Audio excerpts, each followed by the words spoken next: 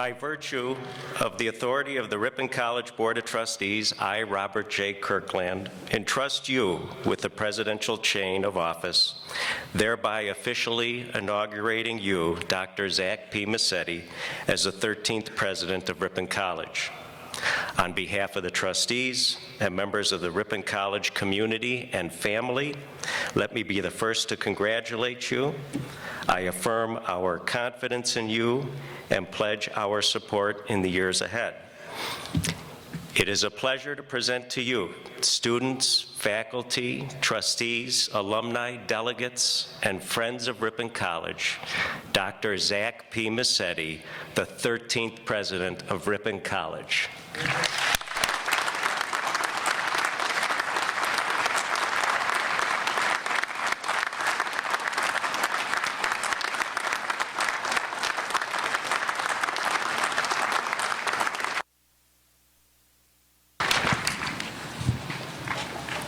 Good morning. It is an honor to be inaugurated today as the 13th president, and I'd just like to begin by saying to Mayor Will, I have never been compared to a two-point conversion before, and I will never forget that. So thank you, Mayor. I've been thinking about this speech for months, and I want to begin with last Saturday, when I went over to the athletic fields to watch the women's soccer team play. It was the first really crisp day of fall. It was that classic collegiate setting. The leaves were starting to change. There were high, puffy white clouds in the sky. A wind came in across the trees. I took an hour-long walk along the prairie, and on the trail I stopped and talked with Ripon College economics professor Soren Hoge. I kept on walking. I was collecting my thoughts about the community I would officially join today and the responsibilities of leading a 161-year-old institution. College communities are often compared to families, and family has been the theme of this week's inaugural activities that culminates today. Of course, we all belong to multiples of these kinds of families, or circles, if you will, during our lives, and they help define us, and they shape us. Good families cheer us on during our successes, they give us advice in times of decision, and they bolster us in times of distress. Today, I'm very fortunate to have people from my family joining me on this special day. My wife, Julia, and children, Sam and Jules, whom I love so much. I'm proud that my mom and dad, Susan and Peter Messitte, are here today from Chevy Chase, Maryland. And my sister, Abby, brother-in-law, Derek, and my newest niece, Tess, from Brooklyn, New York, are also here. I also welcome my Aunt Judy Messitte from Rockville, Maryland, and another aunt, Sunny Reed, by the way, a Lawrence grad, my Uncle Dan Epstein, and my cousin Joel Epstein and his family, who are here from Chicago. I'm also pleased that my brother and sister-in-law, Kendall and Roe Homan, as well as my nephew George, could be here today from Birmingham, Alabama. I also want to give a particular thanks to George Tenet for his remarks. I am proud to have worked with him and to be his friend. He and his wife Stephanie, who's also here, are very special people to me.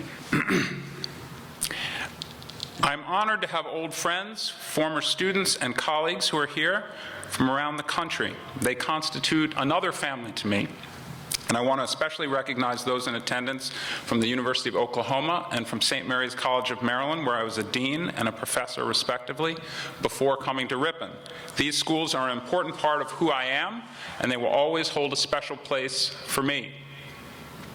My remarks today, however, are especially directed towards two specific groups in the audience. The first is the amazing array of representatives from colleges and universities from around the country, and I especially want to thank the college presidents who are here today, Tom Kunkel from St. Norbert's College, Stephen DeSalvo from Marian University, Jonathan Brand from Cornell College, Joseph Ergo from St. Mary's College of Maryland, Teresa Arnott from Knox College, John Short from the University of Wisconsin-Fond du Lac, and George Arnold from Silver Lake College of the Holy Family. Your presence here today honors Ripon College, and it honors me. The second are my new colleagues, the faculty, staff, students, and alumni of Ripon College. I am humbled to become part of the narrative of this wonderful institution. I am honored to work both for you and with you. More than half a century ago, John F. Kennedy, then a junior senator from Massachusetts, stood before my father's high school graduating class and warned that narrow views of education threaten the future of the country. What makes America great, Kennedy said, are citizens who can, quote, ride easily over broad fields of knowledge. Men like Thomas Jefferson, whom a contemporary described as a gentleman of 32 who could calculate an eclipse, survey an estate, tie an artery, plan an edifice, try a cause, break a horse, dance a minuet, and play the violin. President Kennedy's call for those who can ride easily over broad fields of knowledge is what we celebrate and nurture at liberal arts colleges like Ripon all over the nation. College is the place where that hypothetical 18-year-old from the Maryland suburbs of Washington, D.C. can learn to become a better citizen, where he can study American history and Italian language, get to know his professors outside the classroom, be a disc jockey, and play on the basketball team, even if he is sitting at the end of the bench. I am proud to have received a liberal arts college degree, and I will always defend its worth and its value. As president of Ripon, I will stand against politicians who say that a college degree is for snobs, and I reject the demand of some loud voices that say that state legislatures should monitor the speech, teaching, and research of faculty. The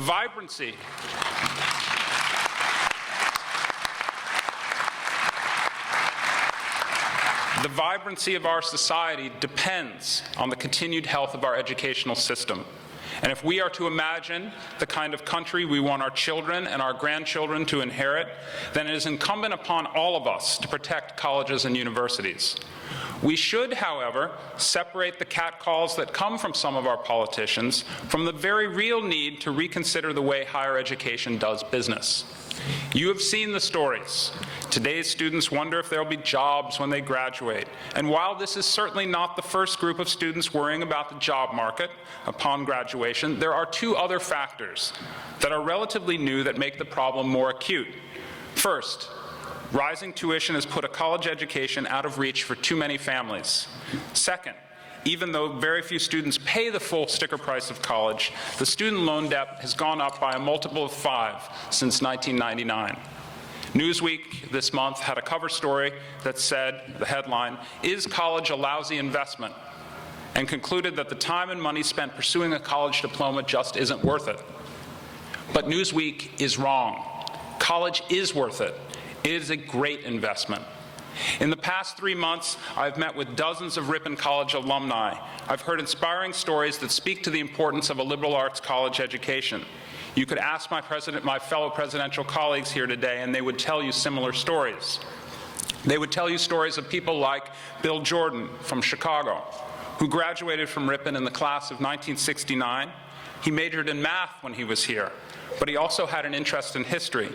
Today, he's the Dayton-Stockton Professor of History and Chairman of the History Department at Princeton University, where he specializes in medieval and English constitutional history. Or Gail Gitcho, class of 2001. She was a communications major from San Antonio, Texas. Today, she's the communications director of the Romney-Ryan for President campaign. Or Sam Sondale. He graduated from Ripon in the class of 2011. He's from Princeton, Wisconsin, a small town not far from here. He was a biochem double major who discovered a special interest in the biology of animals. Sam also studied abroad, twice, in Spain. He's now studying for a joint PhD, MD degree at Yale University. So while these are trying times for many colleges, we must stand firmly committed to the kinds of core values that Ripon celebrates in its mission statement, of creating an intimate learning community in which students experience a richly personalized education. We should, however, also think with creativity about how to address the cost-value proposition that is making college slip away for too many families. Unfortunately, the traditional remedies are limited, and educational excellence costs money. But recognizing that the business of higher education has changed is a good start. One intriguing way to begin is to provide more innovative pathways to graduation. Most colleges underutilize their campuses during the summer months. These are arguably the nicest times of the year. particularly here in Wisconsin, or so I'm told. I've only lived here since July, and they tell me there are times when it actually gets cold and snows. We ought to carefully consider how to better make use of this 4-month hiatus from the classroom that once served a much greater purpose in an agricultural America long gone. Internships for academic credit and practical work experience should be encouraged year-round for those who want it, and we should explore this summer semester that puts students on a pathway towards spending perhaps a 4th year in graduate school or out in the workforce earning income. Just as making better use of the summer seems logical, we also need to encourage the growth of multidisciplinary study. The biology student who, for example, minors in Spanish and economics is going to be more intellectually flexible and employable in an economy that is going to require multiple skill sets. Finally, we must embrace technology as a complement and not a threat to the liberal arts. While online courses will never be a substitute for great professors, the reality is that tomorrow's scholars will have access to data, archives, software, etc., at an incredible speed. 5 years ago, the concept of Skype or electronic textbooks and online libraries were novelties, no longer. Today, our students expect it. Tomorrow, students will demand greater use of interactive technology as part of the liberal arts college experience. At Ripon, we have much work to do. We know this. We have real needs. We want to build up our endowment. We want to renovate our buildings. We want to continue to attract excellent students. And we want to make sure that our outstanding faculty and staff are justly compensated for everything that they do for this college day in and day out.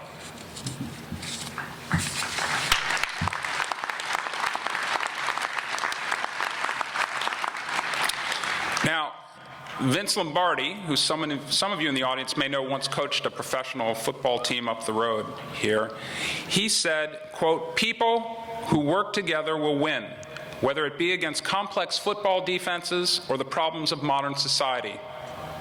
And in order to overcome the challenges facing American higher education and Ripon, we must work together." This is all of us, students, faculty, staff, administrators, alumni, boards of trustees. Between colleges, we must foster our collaborative strengths and find new ways to give our students the best. I aspired to become a professor and then a college president because the experience that college gives has the power to unlock a lifetime of learning. It enriches our country, and it makes us all more creative and pioneering. It sets us, as Americans, apart from the rest of the world. We need to celebrate our successes, but we also need to be constantly thinking about ways to make both college and our society better. Thank you. I am so proud to be here today.